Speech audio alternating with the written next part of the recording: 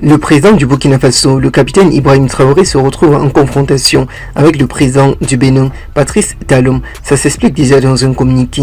Le Bénin est la base aérienne djihadiste. La question reste posée. Ibrahim Traoré se retrouve confronté par le président du Bénin. Patrice Talon répond violemment à Ibrahim Traoré et Abdourahmane Tiani. Que va-t-il arriver?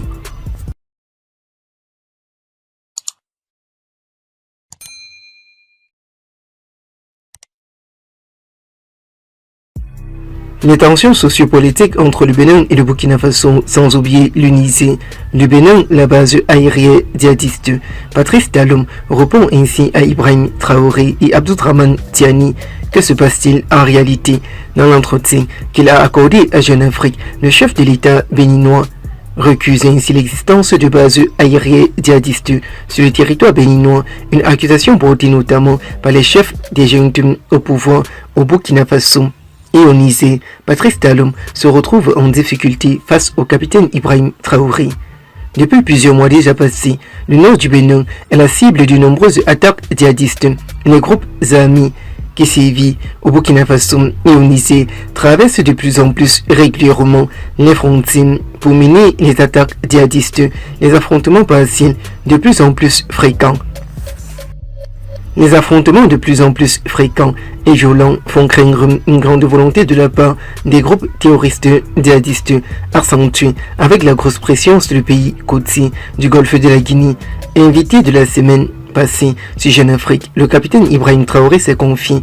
En ce 1er janvier 2026, le capitaine Ibrahim Traoré se confie de nouveau sur le cas de la situation ultra délectée entre le Bénin et le Burkina Faso. Sur la radio France Internationale, François Soudan, directeur de la rédaction de Jeune Afrique, est revenu sur les principales déclarations du chef de l'État béninois dans des entretiens exclusifs que Patrice Talon lui a accordés en ce 1er janvier. L'affaire entre le Burkina Faso et le Bénin, les tensions montent entre les deux présidents. L'affaire de la grosse tension entre le Burkina Faso et le Bénin, l'affaire des tensions sociopolitiques entre le président Patrice Talon et Ibrahim Traoré, l'affaire Boko prend déjà une autre tournure. La situation sociopolitique prend déjà une autre tournure entre le capitaine Ibrahim Traoré et ce dernier. La situation politique, sociale et économique au Bénin. Les sujets abordés ont été nombreux et la question de la crise de sécurité a été évincée par le capitaine Ibrahim Traoré.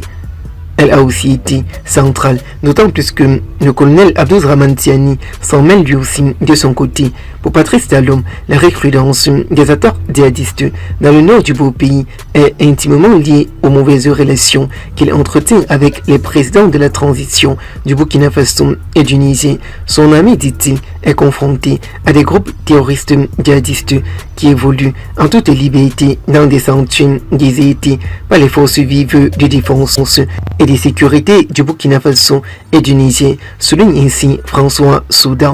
Le chef de l'État béninois regrette aussi l'alternance pacifique qu'il avait signée autrefois avec l'AES.